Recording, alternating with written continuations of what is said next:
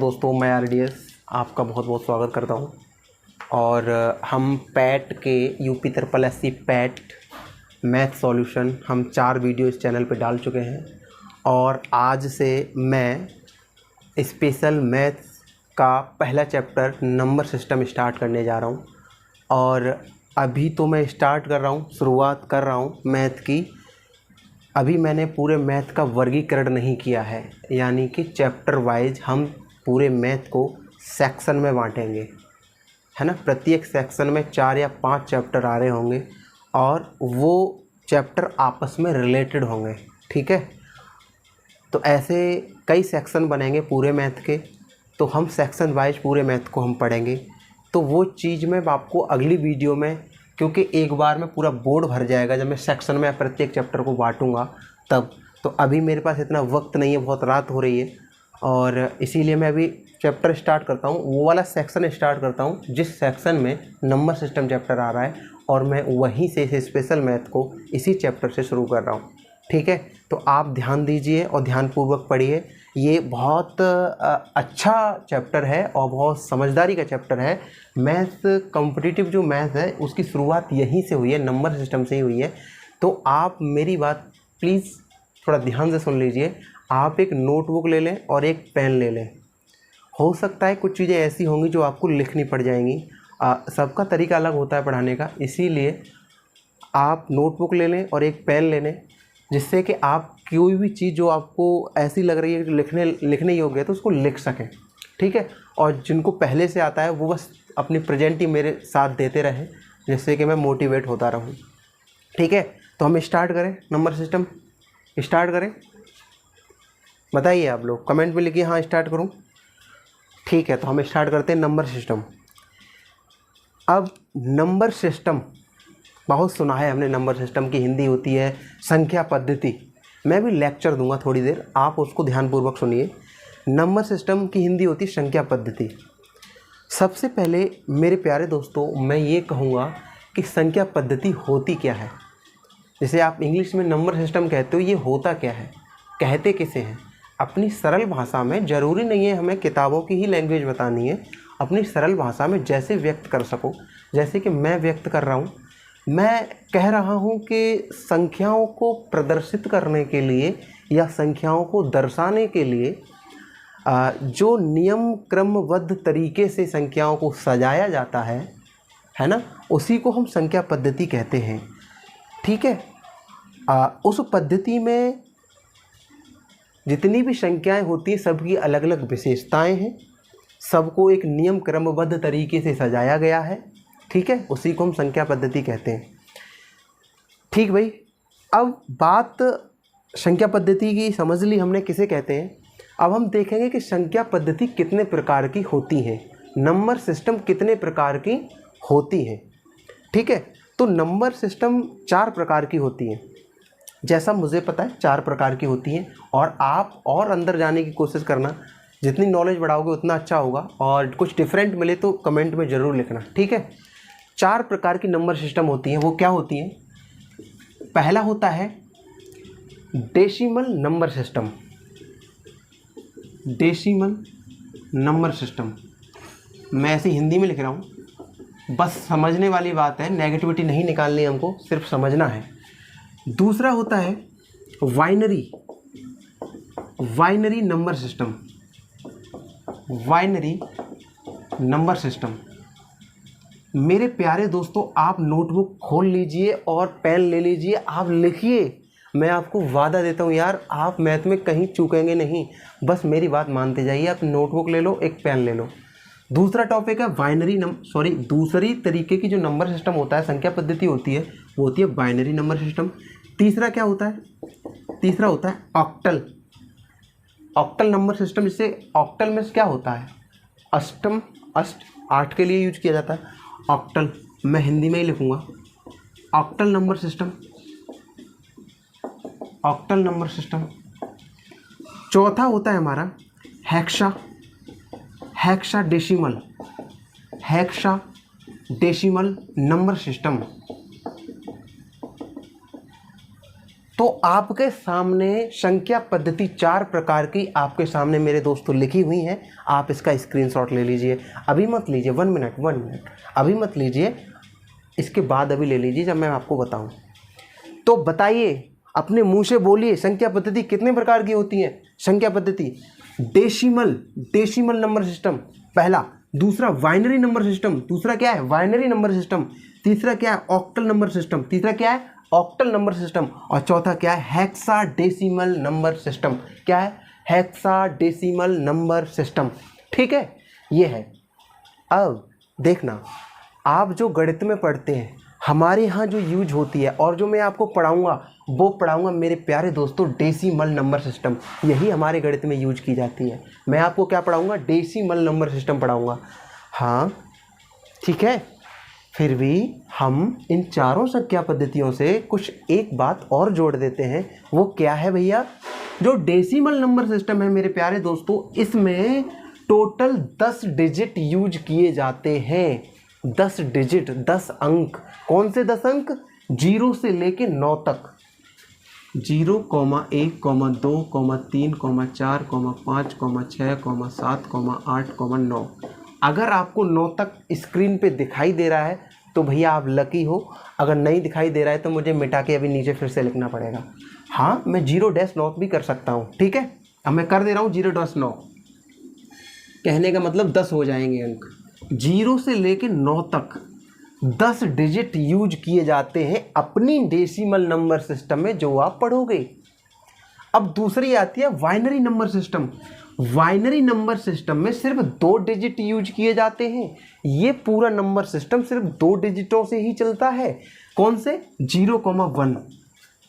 इसका प्रयोग मशीनों में कंप्यूटरीकृत जो गणनाएं होती हैं उसमें किया जाता है, बाइनरी नंबर सिस्टम का। Octal number system, octal number system में टोटल 8 डिजिट काम करते हैं। कितने? 8 डिजिट। कौन से? 0 से लेके 7 तक 8 डिजिट हो गए मेरे प्यारे दोस्तों। 0, 1, 2, 3, 4, 5, 6, 7, यानी कि total 8 digit octal number system में काम करते हैं। कौन से? 0 से लेके 7 तक। हेक्साडेसिमल नंबर सिस्टम, इसमें टोटल 16 डिजिट काम करते हैं। क्या?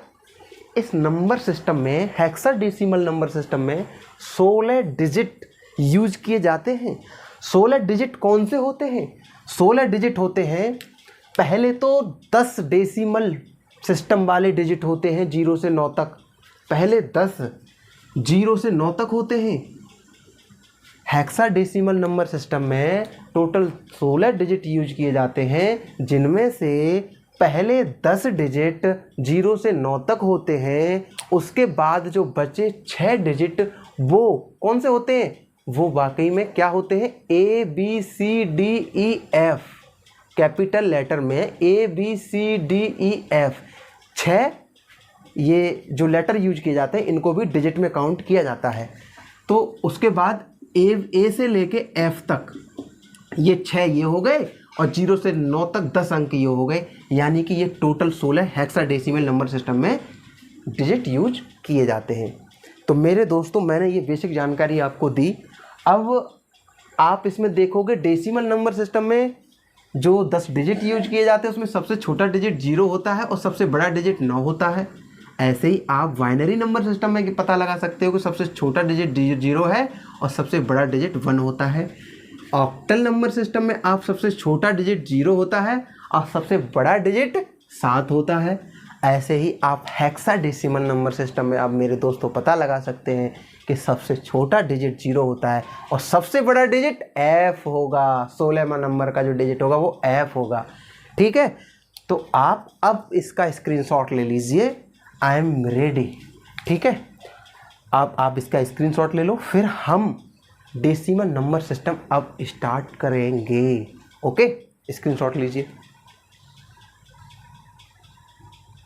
तो कैसा लगा ये लेक्चर? इतनी बात अच्छी लगी है तो वीडियो को यार लाइक करो, सब्सक्राइब करो, कमेंट में लिखिए और शेयर कर दीजिए वीडियो को कि हम तो ऐसे पढ़ रहे हैं भैया, हमें तो ऐसे पढ़ाया जा रहा है number system.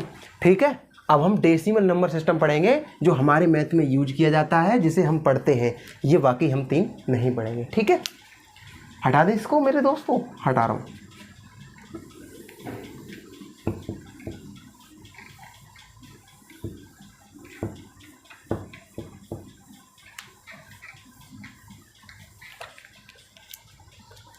Decimal number system, बोला करो मुंह से, डेसिमल नंबर सिस्टम। कहीं देखो हिंदी में लिखावट में कहीं भी गलती आ जाए तो उसको पकड़ के मत बैठ जाना, क्योंकि मैं जो आपको समझाना चाह रहा हूँ, अगर आप मुझसे बहुत करीबी रिश्ते से जुड़े हुए हो तो मैं जो आपको भाव देना चाह रहा हूँ, जो मैं कहना चाह रहा हूँ, उस चीज़ को आप समझ जाओगे। ठीक है, डेसिमल नंबर सिस्टम को हम पढ़ेंगे मेरे दोस्तों। मैंने कहा इसमें 0 से लेके 9 तक अंक होते हैं। 0, 1, 2, 3, 4, 5, 6, 7, 8, 9, ये 10 डिजिट होते हैं। ठीक है, 10 डिजिट। ठीक है, अब इन जो ये डिजिट हैं, ये जो अंक हैं, इनको आपस में इधर से उधर करके कोई संख्या बनाई जा सकती है, बिल्कुल बनाई जा सकती है। कोई भी डिजिट आपस में अगर तुम जोड़ के रख दोगे तो वो संख्या बन जाएगी। जैसे कोई भी डिजिट ले लो, 5 6 ले लिया मैंने, लिख दिया पास में, दोनों को एक साथ लिख दिया, अब ये संख्या बन गई। क्या बन गई मेरे दोस्तों? संख्या बन गई। मैंने क्या काम किया, मैंने कोई भी डिजिट ले लिया, 2 ले लिया, 5 ले लिया, 7 ले लिया, 9 ले लिया, मैंने इन 4 डिजिट यानी 4 अंकों को मिला के एक साथ रख दिया मेरे दोस्तों, तो ये क्या बन गई? एक संख्या बन गई। क्या बन गई? एक संख्या बन गई। तो हम सीख पा रहे हैं कि अंकों के प्रयोग से कैसे संख्याएं बन रही हैं। ठीक है, आप सीख पा रहे हैं इस चीज को? ओके, नेक्स्ट क्या कहूँगा मैं? अब मैं कहूँगा कि हम संख्या तक पहुँच गए। संख्या तक पहुँचने के बाद अब हम पता लगाएंगे कि जो संख्याओं में डिजिट यूज किए गए हैं, उन डिजिटों की विशेषताएं क्या हैं। कैसे? कि ये एक संख्या है, ये एक संख्या है। इसमें हम पता लगाएंगे कि भैया 9 जो लिखा हुआ है, 9 की फेस वैल्यू क्या है और प्लेस वैल्यू क्या है, यानी कि 9 का जाति मान क्या है और 9 का स्थानीय मान क्या है। समझ रहे हैं मेरी बात को आप? एक एक तरीके से जैसे मैं पढ़ा रहा हूँ वैसे नोट करते जाइए, छाप दीजिए बिल्कुल कॉपी पे, ये हमेशा आपके लिए काम आ जाएगा। ऐसी नंबर सिस्टम आपको कोई नहीं पड़ेगा, मैं वादा करता हूँ आपसे, ये आपका आरडीएस आपसे वादा करता है। ठीक है, ये है 9। फेस वैल्यू किसको कहते हैं? जातीय मान किसको कहते हैं? ठीक है, जो डिजिट है उसके वास्तविक मान को, यानी कि 9 है तो 9, 5 है तो 5, उसके वास्तविक मान को ही हम उसकी फेस वैल्यू या जातीय मान कहते हैं। ठीक है, क्लियर है? अगर ये 2 लिखा है, 2, ये 2 लिखा है, इसकी फेस वैल्यू या इसका जातीय मान किसे कहेंगे? इसका जो वास्तविक मान क्या है, 2 का वास्तविक मान 2 है, तो इसकी फेस वैल्यू मेरे प्यारे दोस्तों, जातीय मान इसका 2 ही होगा। 7 का जातीय मान या फेस वैल्यू 7 है, 9 का जातीय मान या फेस वैल्यू 9 है, और 5 का जातीय मान और या फेस वैल्यू कह लो 5 है। ठीक है, तो ये हर संख्या के लिए लागू होता है। तो आप फेस वैल्यू समझ चुके किसे कहते हैं? फेस वैल्यू समझ चुके मेरे दोस्तों, समझ चुके ना आप? अब मैं क्या बताऊंगा आपको? स्थानीय मान, प्लेस वैल्यू बताने वाला हूँ। प्लेस वैल्यू बताने वाला हूँ मैं आपको। लाइक करो यार जल्दी से। प्लेस वैल्यू देखिए, अगर मैं 7 की प्लेस वैल्यू पूछूं या एग्जामिनर आपसे कोई पेपर में पूछे कि 7 की प्लेस वैल्यू क्या है, तो आप कैसे बताएंगे? 7 जो है उसको लिख लिया हमने 7, इसके बाद कितने अंक हैं, इसके बाद कितने अंक हैं, 7 के बाद 1 अंक है तो मैंने 1 0 लगा दिया मेरे दोस्तों। ये हो गया 7 की प्लेस वैल्यू, ये 7 का स्थानीय मान हो गया मेरे भाइयों, ये 7 का स्थानीय मान है। अगर मैं आपसे ये कहूँ कि 2 का स्थानीय मान या 2 की प्लेस वैल्यू बताइए, तो आप क्या करोगे? 2 लिखोगे, और 2 के बाद कितने डिजिट हैं संख्या में? 1 2 3, या कह लो 2 के आगे कितने डिजिट हैं? 1 2 3, तो 3 0 चिपका दो मेरे दोस्तों। ये 2 की प्लेस वैल्यू हो गई, स्थानीय मान हो गया ये। कंट्रोल मजनू भाई, सॉरी कंट्रोल आरडीएस भाई, कंट्रोल। अब देखते हैं 2 3 5 6 7 8 ये संख्या लिखी हुई है। अब मैं इसकी आपसे पूछूं प्लेस वैल्यू, कमेंट में लिखिए 5 की प्लेस वैल्यू, स्थानीय मान फटाफट। अरे 5 बनाओ, इसके बाद 1 2 3 अंक है, चिपका दो। 5000 हो गई इसकी प्लेस वैल्यू, स्थानीय मान 5000 हो गया इसका। अरे भैया 6 का फेस वैल्यू बताइए। अरे भाई 6 का जाति मान बताइए। 6 का जाति मान 6, उसका वास्तविक मान ही उसका फेस वैल्यू या जाति मान होता है। मैं कहूँ 3 का 3 का स्थानीय मान यानी प्लेस वैल्यू बताइए। तो 3 लिख लीजिए, 3 के बाद डिजिट कितने, 1 2 3 4, 4 जीरो चिपका दीजिए बड़े प्यार से। 30,000 इसकी प्लेस वैल्यू आ गई, स्थानीय मान आ गया। अब आगे बढ़ते हैं भाई, आगे बढ़ते हैं। हटाऊं इसको, ठीक है।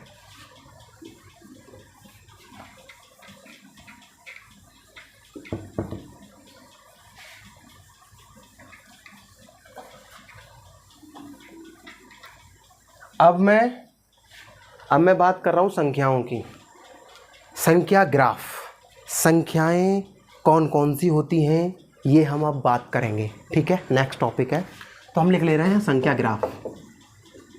संख्या ग्राफ तो मैं बनाऊंगा नहीं, लेकिन मैं ऐसे लिख दे रहा हूँ संख्याएं। मैं देखो, मैं अपनी सेंस से पढ़ा रहा हूँ आपको मैं, तो आप कोई शब्द या मेरी बात कहने का लहजा आप अगर कहीं ढूंढें तो आप कहें आपने ऐसे कहा था, ऐसे नहीं कहा था। हाँ, मैं जो कह रहा हूँ वो कहीं हद तक ज़्यादा अच्छा होगा, भले ही मेरे शब्दों में इधर से उधर हो जाए। मैं लिख रहा हूँ संख्याएं, अच्छा शब्द है संख्याएं। अब इसमें हम जानेंगे कि कौन कौन सी संख्याएं होती हैं, संख्याओं के कितने प्रकार होते हैं। ये मेरी सेंस है, आप भी ऐसे ही सीखने की कोशिश करिए।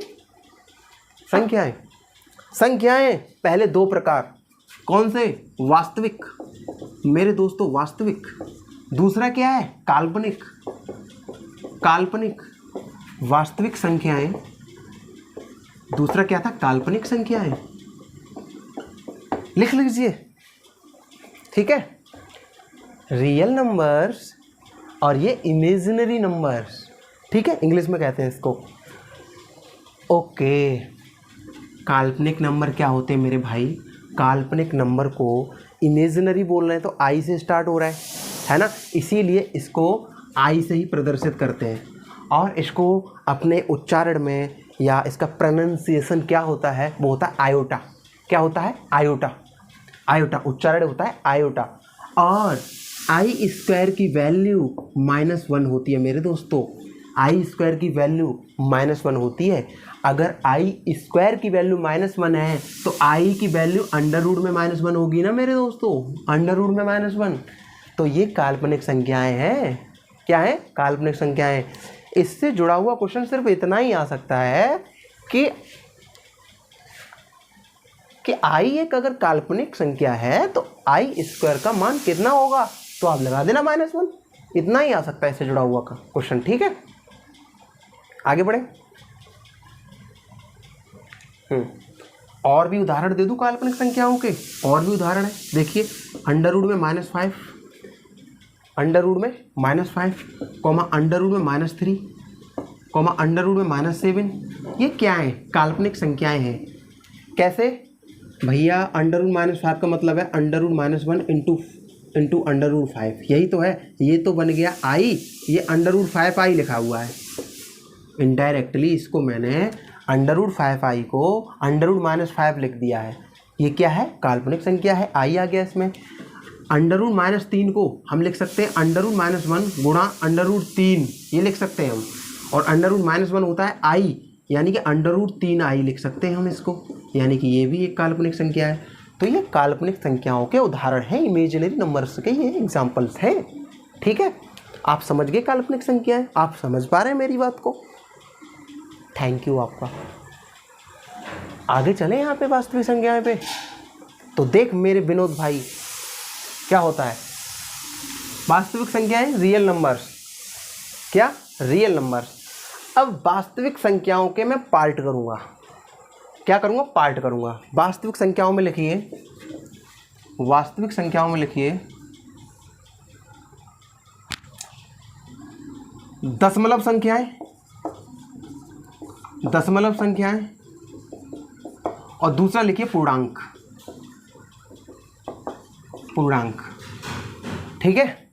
वास्तविक संख्याओं को मैंने 2 वितरकाओं में बांट दिया, पहली है दशमलव संख्याएं और दूसरी है पूर्णांक। कैसे सोचा, दशमलव जो संख्या होगी वो पूरी नहीं होगी, आप जानते हो, और दूसरा भाग मैंने कर दिया जो संख्या पूरी होगी, यानी पूर्णांक। पूर्णांक का संधि विच्छेद आप करोगे तो पूर्ण प्लस अंक, यानी कि जो पूरी है, पूरी लिखी हुई है, खाने वाली पूरी नहीं, जो पूरी लिखी हुई है यानी अधूरी नहीं है, पूर्ण अंक, है ना। तो पूर्णांक दशमलव संख्याएं जो दशमलव में होंगी वो पूरी नहीं होंगी, वो दशमलव संख्याएं हैं, ठीक है। अब हम समझेंगे दशमलव संख्याओं को, दशमलव संख्याएं कौन सी होती हैं, ठीक है। टॉपिक से भटकना मत, लगे रहना जी जान से। पानी की बोतल रख दो पास में, उठ के नहीं जाना है बिल्कुल भी। मैं तुम्हारे सामने खड़ा हूँ अभी, मोटिवेट होते रहना। दशमलव संख्याएं, दशमलव संख्याएं, मैं आपके सामने खड़ा हूँ और बोल रहा हूँ और आप लिखते रहो। दशमलव संख्याएं, एक तो होता है शांत दशमलव। क्या होता है? शांत दशमलव, ठीक है। शांत दशमलव क्या होता है? एग्जाम्पल 0.2 लिखा हुआ है, 0.5 लिखा हुआ है। ये क्या है? कोई भी दशमलव संख्याओं को 1 मिनट, दशमलव संख्याओं को हम फ्रैक्शन भी कह सकते हैं, भिन्न भी कह सकते हैं। क्या कह सकते हैं? भिन्न भी कह सकते हैं। क्योंकि मैंने इससे पहले एक वीडियो बनाई थी, एक यूपी SSC पैट के मैथ का सॉल्यूशन दे रहा था, तो मैंने आपको बताया था कि हर जो रेशियो वाला मैं जो एक ग्राफ था और हिस्ट्री और ज्योग्राफी के रेशियो की बात कही गई थी मेरे दोस्तों, उसमें मैंने बताया था आपको कि हर फ्रैक्शन पॉइंट ही तो होती है, कोई फ्रैक्शन पॉइंट में ही तो होती है। कोई भी 3/5 लिखा हुआ है, ये फ्रैक्शन है, इसका मतलब क्या है? 0.6। कोई फ्रैक्शन 8/5 लिखी हुई है, इसका मतलब क्या? 1.6 है ना पॉइंट में। तो हर दशमलव संख्या एक फ्रैक्शन होती है, इस चीज़ को ध्यान में रखना आप, ठीक है। तो अब मेरे दोस्तों एक बात समझो, ये लिखा है तो कोई भी फ्रैक्शन ऐसी जैसे मान लो ये 0.2 है, ये दशमलव संख्या 0.2 है, इसका मतलब है 2/10 यानी कि 1/5 है। 0.5 एक दशमलव संख्या है, इसका मतलब है 5/10 यानी कि 1/2। तो ये जो दो संख्या है, ये जो दो भिन्न हैं, इनमें से कोई भी एक भिन्न ले लीजिए आप। मान लो ये मैंने भिन्न ले ली, तो अब मैं बता रहा हूँ कि शांत दशमलव किसको कहते हैं? जब हर से हम अंश में भाग देते हैं, जब हर से यानी कि हर से ही भाग दिया जाता है, हर से जब अंश में हम भाग देते हैं, तो भाग देते टाइम चाहे भाग पॉइंट बार जाए, लेकिन वो एक ना एक बार उसका शेषफल 0 आएगा। कहने का मतलब जहाँ शेषफल 0 आ जाएगा, भाग हमारा खत्म हो जाता है। तो यहाँ देखो, मेरा एक में भाग नहीं गया, मैंने 0 पॉइंट लगाया और 0 बढ़ा लिया, 5 दूनी 10, 5 दूनी 10 हो गया, तो अब शेषफल 0 आ गया। तो ये भैया एक शांत दशमलव है, यानी कि दशमलव के बाद निश्चित अंक है, निश्चित डिजिट है, ठीक है। इसीलिए शांत दशमलव है, निरंतर ये शब्द कोई आगे चल नहीं रहे हैं, ठीक है। कोई संख्या लिखी हुई है 3/2, मैं कह रहा हूँ कि ये शांत दशमलव है। 2 एकन 2, 1 बचा, 1 पे 0 लगा लिया, पॉइंट लगा के 2 पंजे 10, 1.5 बार गई, यानी 2 पंजे 10, यानी भाग खत्म हो गया, शेषफल 0 आ गया। जब भी शेषफल 0 आ जाए, कोई सी भी फ्रैक्शन में ऐसा हो, तो वो कहना वो शांत दशमलव वाली फ्रैक्शन है, ठीक है, उसे शांत दशमलव कहते हैं। अब नेक्स्ट बात क्या कहते हैं? दशमलव संख्याएं पढ़ रहे हैं हम अभी, ठीक है। नेक्स्ट बात क्या है? नेक्स्ट बात ये है, अच्छा दशमलव संख्याओं का इधर लिख लो। 0.2 था, 0.5 था। जैसे 0.2 को हमने देखा था कि 1/5 है, 0.5 को हमने 1/2 देखा था, ठीक है। ये दशमलव संख्याएं हो गई। अब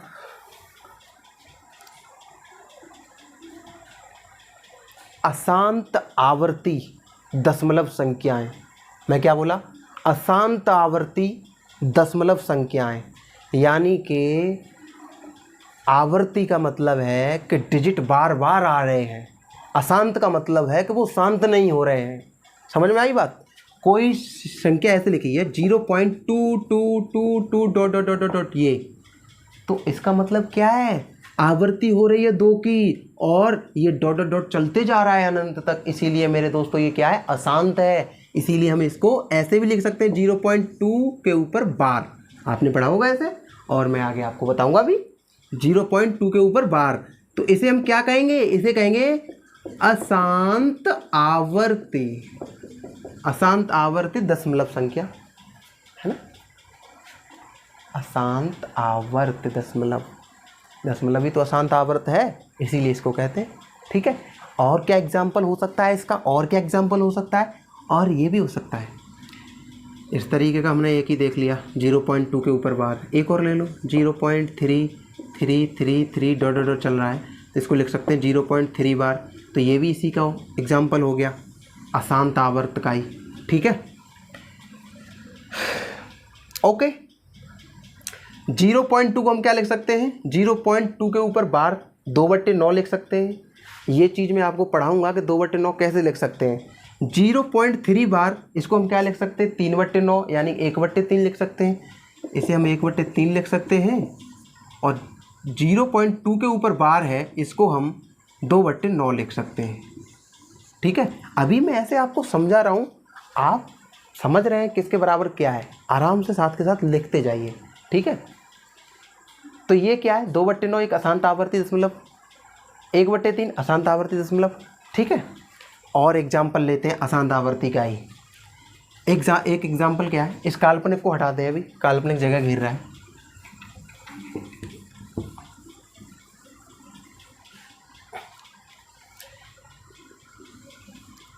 आपने एक तरीके की संख्याएं देखी होंगी, कौन सी वाली, 0.1523 और पूरे के ऊपर बार लगा होगा, पूरे के ऊपर क्या लगा होगा, बार लगा होगा। समझ में आई बात। तो हम इसको भी क्या कहते हैं, इसको भी कहते हैं अशांत आवर्ती। यानी कि इन अब 4 डिजिटों की आवर्ती हो रही है लगातार एक साथ, 4 डिजिटों, 1523 ही आएगा हर बार, और वो अशांत है ना। तो इस तरीके की संख्या भी, जैसे 0.327 और पूरे के ऊपर बार लगा हुआ है। ठीक है, या 0.327 के ऊपर बार लगाया ओनली, ये तो इसका मतलब क्या है, 0.327 ऐसे चलते जा रहा है, तो ये भी अशांत आवर्ती है ना। तो आप देखो, ध्यान में रखना इस चीज़ को, अशांत आवर्ती के बारे में हमने पढ़ा। अशांत आवर्ती देखो 2/9, 1/3, ऐसे ये भी कोई फ्रैक्शन बनेगी, ये भी कोई P/Q के रूप में आएगी। ध्यान देना, अब ध्यान देना, ये भी कोई P/Q के रूप में आएगी, ये तो P/Q के रूप में है ही, ये भी है। और देखो शांत दशमलव वाली भी P/Q के रूप में है कि नहीं। तो ये सभी संख्याएं, शांत दशमलव और अशांत आवर्ती वाली संख्याएं, अशांत आवर्ती वाली संख्या और शांत दशमलव वाली सभी परमेय संख्याएं होती हैं। क्या होती हैं, परमेय संख्याएं होती हैं, जो P/Q के रूप में एक फ्रैक्शन, भिन्न क्या है, एक परमेय संख्या है, भिन्न P/Q के रूप में होती है। जहां P/Q की रूप की संख्याएं सभी परमेय होती हैं, जहां Q is not equal to 0, जहां Q का मान 0 नहीं होना चाहिए। ठीक है, ओके। तो आप कैसे लिखेंगे, वास्तविक संख्याओं को नीचे लिखना, शांत दशमलव जो मैंने समझाया, ये शांत दशमलव हो गया। फिर उसके बाद अशांत आवर्ती दशमलव, उस पर 0.2222, उसके बाद लिखना बराबर 0.2 बार बराबर 2/9। फिर दूसरा एग्जाम्पल 0.3333 डॉट डॉट, उसके नीचे लिखना 0.3 बार बराबर 1/3। ये क्या है, अशांत आवर्ती। अगला एग्जाम्पल लिखना 0.1523 पूरे के ऊपर बार लगा हुआ है, 0.327 तीनों के ऊपर बार लगा हुआ है, 0.327 के ऊपर ओनली बार लगा हुआ है। ये भी अशांत आवर्ती में आती हैं, यानी कि ये भी एक फ्रैक्शन है, और ये तो फ्रैक्शन है ही, और ये भी फ्रैक्शन है। यानी कि इन तीनों को मिलाकर नीचे लिख देना, ये परमेय संख्या है जो P/Q के रूप में है, और Q is not equal to 0 है। ठीक है, Q के बराबर 0 नहीं है। ओके, अब दशमलव संख्याओं में एक टॉपिक और पढ़ते हैं। ये तो आपने पढ़ी परमेय संख्याओं वाली बात, अपरमेय संख्याएं भी तो दशमलव में ही आती हैं। तो परमेय संख्याएं और अपरमेय संख्याएं दशमलव में होती हैं। तो हमने परमेय संख्याएं तो देख ली, अब हम अपरमेय संख्याएं देखेंगे दशमलव संख्याओं में कैसी होती, कैसे पहचान करेंगे उनकी। ठीक है, तो अभी मैं इसको हटा रहा हूँ। ओके गाइस,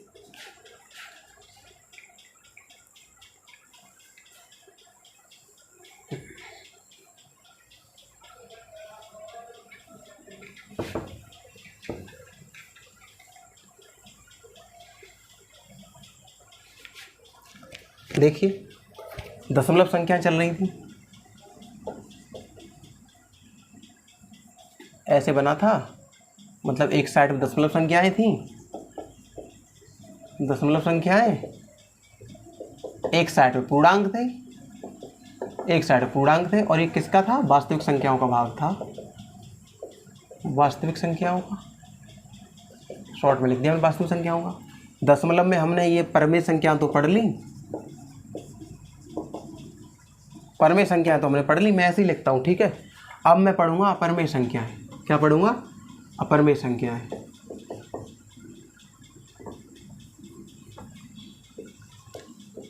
अपरमेय संख्याएं। पहले एक बार वीडियो देख लो, फिर सोच के नोट बनाना।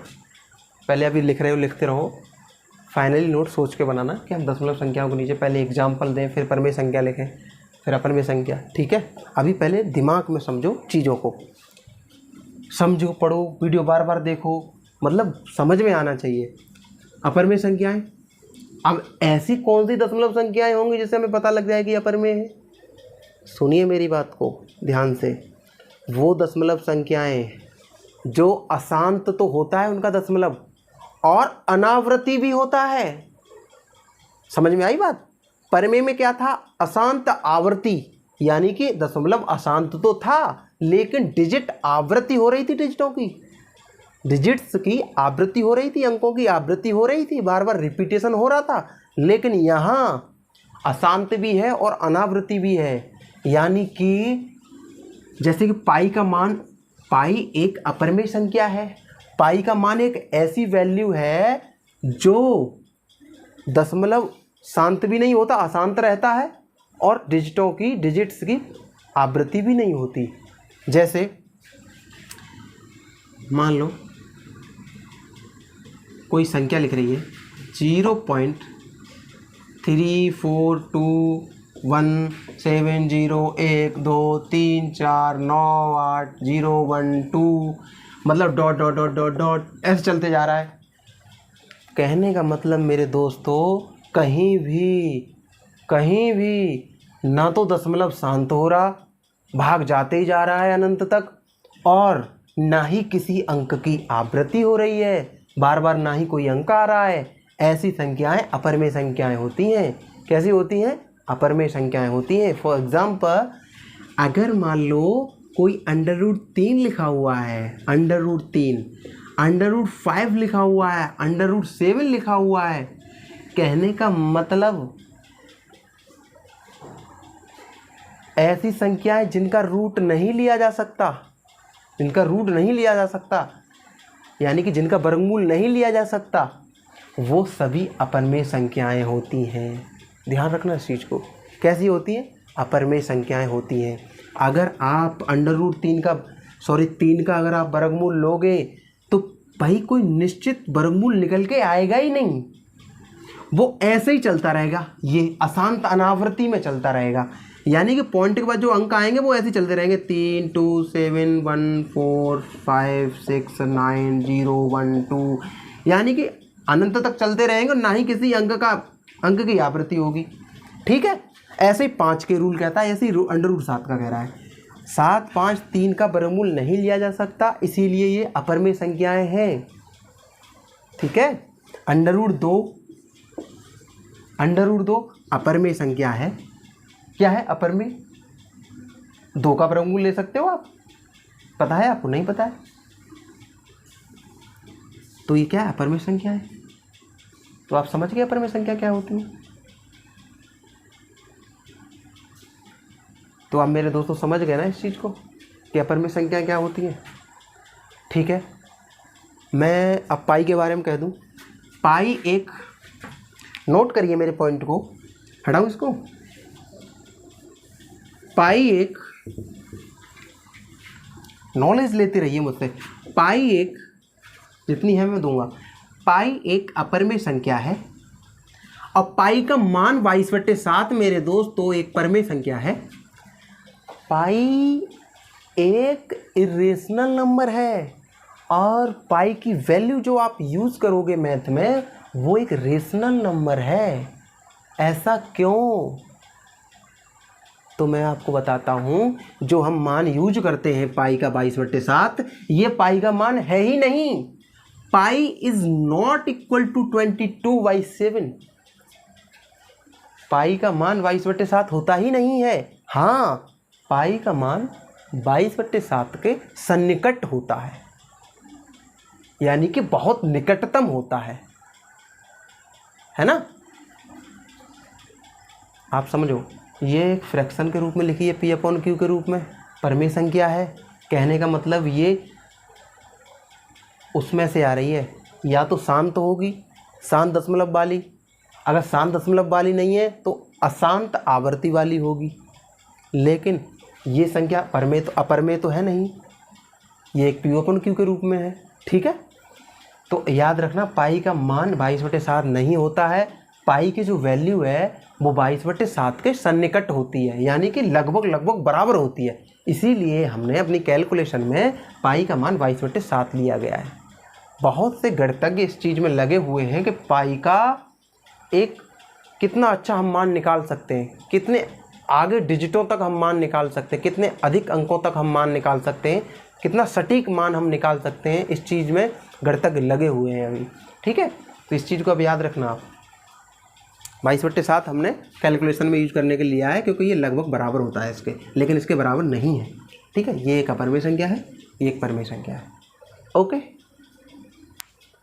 अब नेक्स्ट बात क्या होगी, दशमलव संख्या समझ गए, अब हम पूर्णांक समझेंगे। क्या समझेंगे? पूर्णांक। इसको हटा रहा हूँ।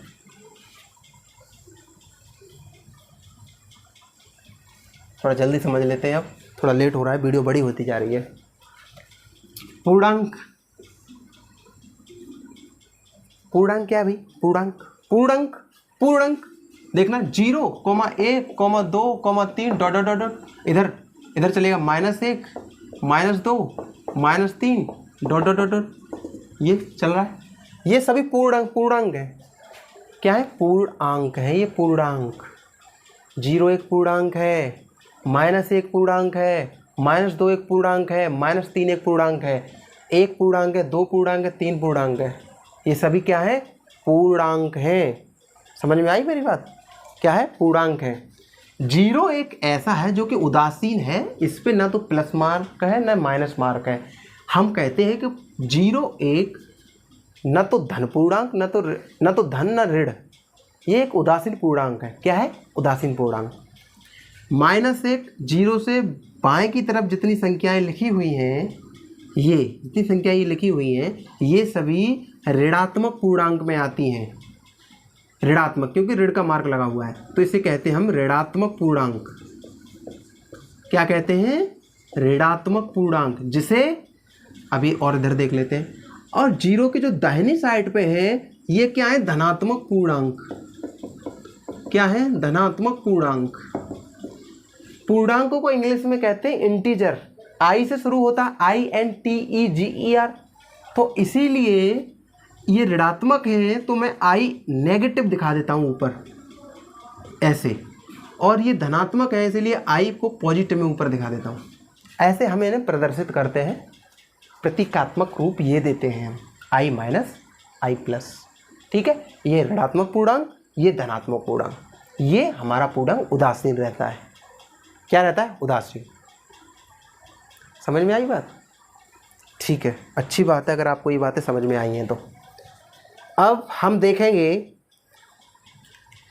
कि वास्तविक संख्याओं के अंदर हमने क्या क्या पढ़ा। वास्तविक संख्याओं के अंदर हमने परिमेय संख्याएं भी पढ़ ली, अपरिमेय संख्याएं भी पढ़ ली, और सभी पूर्णांक भी पढ़ लिए। तो आप नोट करके लिख लो इस चीज़ को, परिमेय संख्याएं, अपरिमेय संख्याएं और सभी पूर्णांक संख्याएं वास्तविक संख्याएं होती हैं। लिख लो इस चीज़ को, ठीक है।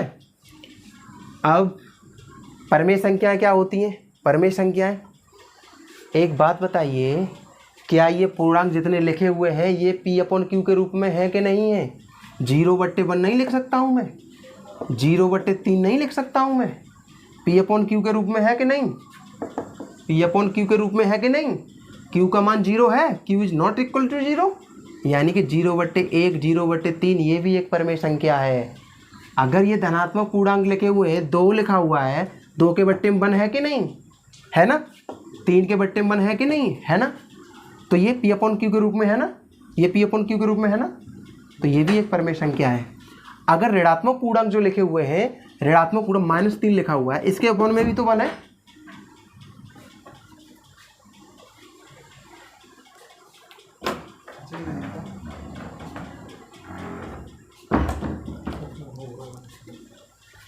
-3 लिखा हुआ है, ऋणात्मक पूर्णांक जो लिखे हुए हैं उसके बट्टे में भी तो 1 है, तो ये भी तो एक P/Q का रूप हो गया, क्योंकि Q बराबर 1 है जो कि 0 नहीं है, और P/Q का रूप भी है, ये भी एक परिमेय संख्या है। यानी कि सभी पूर्णांक संख्याएं परिमेय संख्याएं होती हैं। ठीक है, सभी पूर्णांक संख्या क्या होती हैं? परिमेय संख्याएं होती हैं। ठीक, अब मुझे क्या रह गया है बताने के लिए? अगर आपसे कोई ये पूछे कि सम्मिश्र संख्याएं क्या होती हैं, सम्मिश्र कॉम्प्लेक्स नंबर, तो आप क्या बताओगे? वास्तविक और काल्पनिक जो शुरुआत की थी हमने, उन दोनों को मिला के जो संख्या बनती है उसे हम सम्मिश्र संख्याएं कहते हैं। कहने का मतलब एक पार्ट उनका वास्तविक का होता है और एक पार्ट काल्पनिक का होता है, उसको मिला के जो संख्या बनती है उसको हम सम्मिश्र संख्या कहते हैं। सम्मिश्र संख्या नाम से ही पता लग रहा होगा आपको, दोनों का कॉम्बिनेशन हो रहा है। ठीक है, पूर्णांक पढ़ लिए हम। ओके, प्राकृतिक संख्याएं, प्राकृतिक संख्याएं बता दे रहा हूँ आपको। 1 से लेके 2, 3 डॉट डॉट डॉट डॉट ये प्राकृतिक संख्याएं होती हैं। डेफिनेशन, बाहर जाओगे आप फिर अंदर आओगे। तुम यार नपूर करे हो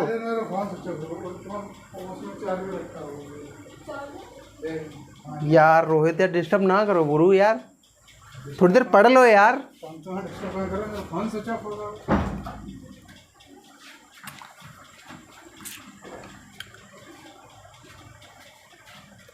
मैं अपने सेटअप की बात करूं तो कोई सेटअप नहीं है, मोबाइल लगा हुआ है सामने, लाइट लगी हुई है रूम वाली, अंधेरा कौआ की तरह मेरे चेहरे पे आ रहा है, लेकिन फिर भी मैं आपसे उम्मीद कर रहा हूँ कि आप लाइक करोगे। ठीक है, तो प्राकृतिक संख्या होती है 1, 2, 3 डॉट डॉट डॉट ये चलती जा रही है। प्राकृतिक संख्या की परिभाषा लिख लीजिए, जल्दी बोल रहा हूँ मैं। किन्हीं वस्तुओं की या किन्हीं चीज़ों की गिनती करने के लिए जो संख्याएं यूज की जाती हैं उन्हें प्राकृतिक संख्याएं कहते हैं। काउंटेबल नंबर जो होते हैं, कोई चीज़ है कोई वस्तुएं हैं, उनकी गिनती करने के लिए जो संख्याएं यूज की जाती हैं उनको प्राकृतिक संख्या कहते हैं। अब आप किसी चीज़ की गिनती स्टार्ट करोगे तो 1 से ही स्टार्ट करोगे, 0 से स्टार्ट तो करोगे नहीं, तो 0 प्राकृतिक संख्या नहीं है। ठीक है, समझ गए? और अगर मैंने 0 को भी सम्मिलित कर लिया, आगे मैंने 0 को भी लगा दिया, 0,1, यानी कि अब हम यहाँ से देखेंगे आगे, यहाँ से ये तो हो गई, यहाँ से इधर को हो गई प्राकृतिक। अगर मैंने 0 को भी सम्मिलित कर लिया, अब मैं कहूँगा ये होती हैं पूर्ण संख्याएं, होल नंबर। क्या? पूर्ण संख्याएं। तो ये चीज़ें मैंने आपको बताई। ठीक है, अब नेक्स्ट पार्ट जो हमारा आएगा उसमें अब हम ये जो प्राकृतिक संख्याएं हैं 1 से लेकर डॉट डॉट इसकी विशेषताओं के बारे में पढ़ेंगे, इसके प्रकार के बारे में पढ़ेंगे। उसमें क्या क्या आएगा? भाज्य संख्याएं आएंगी, अभाज्य संख्याएं आएंगी, सम संख्याएं आएंगी, विषम संख्याएं आएंगी, और आपकी यौगिक संख्याएं भी आएंगी कि यौगिक संख्या किसको कहते हैं। ठीक है, और डिटेल में आगे जानेंगे। तो ये वीडियो का पार्ट यहीं तक था। मैं आपको जैसे पढ़ाना चाहता हूँ, मैं छुट्टी करके जाना नहीं चाहता हूँ यहाँ से। मेरा मतलब ये है कि मैं आपको बिंदास बनाऊँ भाई, बिंदास झकास। आपका कोई भी चीज़ छूटनी नहीं चाहिए, चाहे वो मेरे मुंह से ही क्यों ना निकली हो। एज ए लेक्चर मैंने लिख क्यों ना पाई हो, यहाँ आपने सुनी तो है, आप सुन के तो लिख सकते हैं।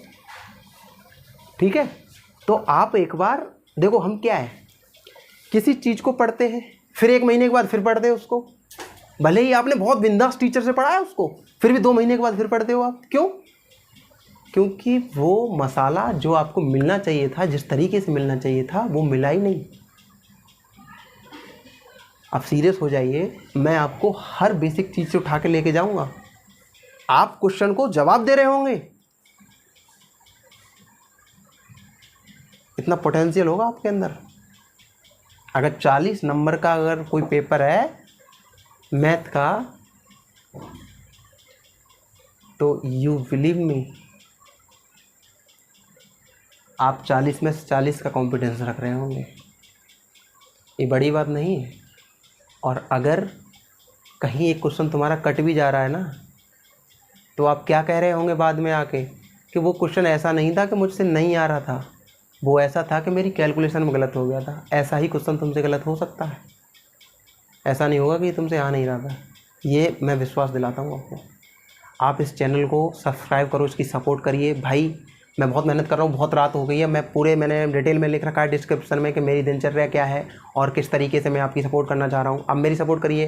मैं किसी लोगों के काम आ सकता हूँ, और जो लोग भाई मेरे हम उम्र के हैं, मेरे जानने वाले हैं, वो पहले से ही बहुत स्मार्ट और होशियार हैं और वो मुझसे जुड़े हुए हैं, इसी चीज़ से मुझे मोटिवेशन मिलती है। वो लोग मेरी सपोर्ट करें और उनका मैं सदा आभारी रहूँगा, और किसी के मैं काम आ जाऊँगा तो मुझे एक बहुत खुशी अच्छी मिलेगी। ठीक है, मैं मैथ पूरा पढ़ाना चाहता हूँ यार, बहुत अच्छे तरीके से पूरा फुल मैथ देना चाहता हूँ यार। प्लीज़ मेरी सपोर्ट करिए और इस वीडियो को सब जगह ग्रुप में भेज दीजिए यार। ठीक है, अब आपका RDS अगले पार्ट में मिलेगा, जहाँ प्राकृतिक संख्याओं का प्रकार जो भी होंगे मैं बता रहा हूँ। उसके बाद हम आगे पढ़ेंगे नंबर सिस्टम में। ठीक है, उम्मीद है ये आपको पार्ट अच्छा लगा होगा। जय हिंद, जय भारत।